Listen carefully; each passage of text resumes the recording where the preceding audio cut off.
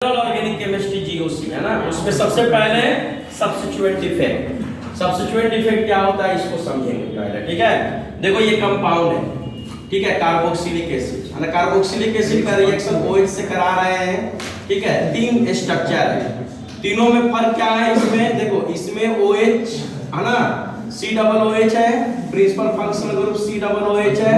OH से reaction कराया, acid base reaction आया, कार्बोक्सिलेट आया, H2O बना। इसमें भी प्रिंसिपल फंक्शनल ग्रुप वही है, C=OH। तो इसमें भी OH माइनस H+ हो लिया और ये बनाया, ठीक है। इसमें भी प्रिंसिपल फंक्शनल ग्रुप सेम है और OH माइनस H लिया और ये हुआ, ठीक है ना।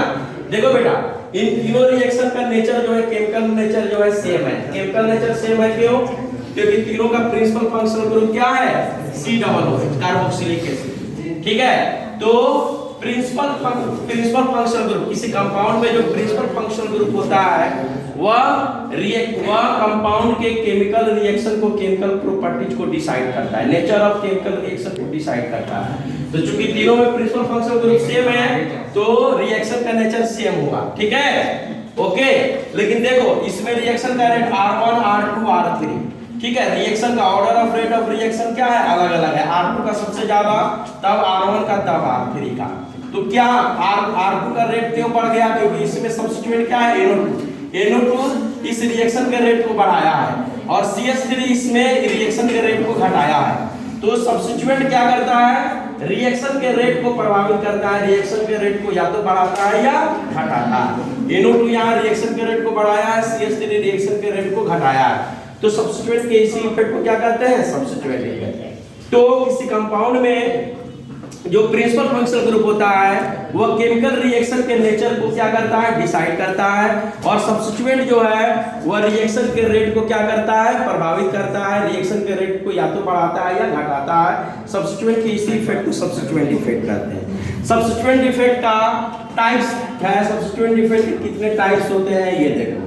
तो ये सब्स्टिट्यूएंट इफेक्ट है। सब्स्टिट्यूएंट इफेक्ट दो तरह का होता है, electronic effect, electron displacement effect, और steric effect. Steric effect, steric repulsion, steric crowding, steric invitation, तीनों सेम है, ठीक है। और electronic effect, electron displacement effect, इसमें आता है inductive effect, resonance effect, mesomeric effect, hyperconjugation, और इलेक्ट्रोमेरिक इफेक्ट और inductomeric effect. Inductive effect, resonance effect और हाइपर कंजुगेशन ये क्या होता है, परमानेंट इफेक्ट। और इलेक्ट्रोमेरिक इफेक्ट और इंडक्टोमेरिक इफेक्ट क्या होता है, टेम्परेरी इफेक्ट। परमानेंट इफेक्ट का मतलब क्या होता है, देखो जैसे सेल्फ स्टडी में तुम बैठते हो, दो तरह के स्टूडेंट होते हैं, एक सिंसियर स्टूडेंट और एक नॉन सिंसियर स्टूडेंट। तो सिंसियर स्टूडेंट का पढ़ना जो है वह परमानेंट इफेक्ट है।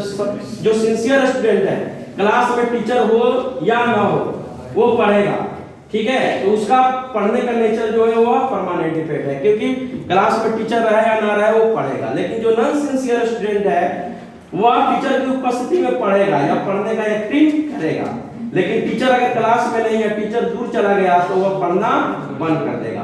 तो नॉन सिंसियर स्टूडेंट का पढ़ना क्या है, टेम्परेरी इफेक्ट है, क्योंकि वह टीचर की उपस्थिति में, टीचर नजदीक है तो पढ़ रहा है, टीचर अनुपस्थित हो गया, टीचर चला गया, टीचर दूर चला गया तो वो नहीं पढ़ रहा है। तो नॉन सिंसियर स्टूडेंट का पढ़ना क्या है, टेम्परेरी इफेक्ट है। वैसे केमिकल बॉन्डिंग में तुम पढ़ोगे, है ना, आयन इंड्यूस्ड डाइपोल अट्रैक्शन या इंड्यूस्ड डाइपोल अट्रैक्शन, तो वह टेम्परेरी इफेक्ट है।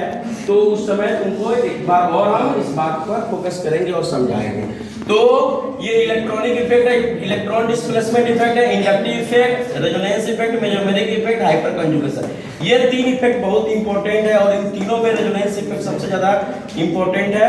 कल हम तुमको पढ़ाएंगे इंडक्टिव इफेक्ट, ठीक है ना। तो ये सब्स्टिट्यूएंट इफेक्ट समझ में आ गया बेटा? चलो ठीक है, okay, take care, God bless you.